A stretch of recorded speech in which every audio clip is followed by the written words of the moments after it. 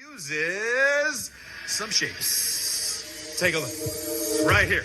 What shape is that? That's a square, right? What shape is that? Triangle. Here's the cool part. Each of these shapes is built with smaller pieces, okay?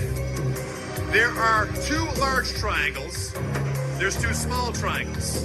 Medium-sized triangle and a parallelogram, okay? The exact same shapes are used over here.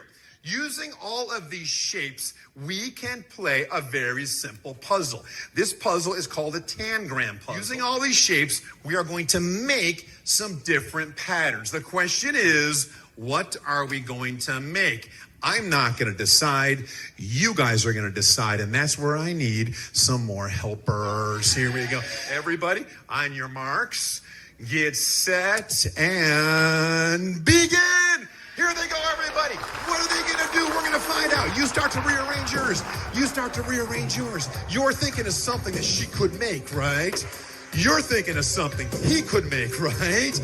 We have no idea what you're thinking of. We have no idea what you're thinking of. But they are using math to make a pattern. And maybe there'll be some magic as well. Stand right here, but don't let anybody see it just yet, okay? She is done with hers. Let's take a look and see how Maverick is doing over there.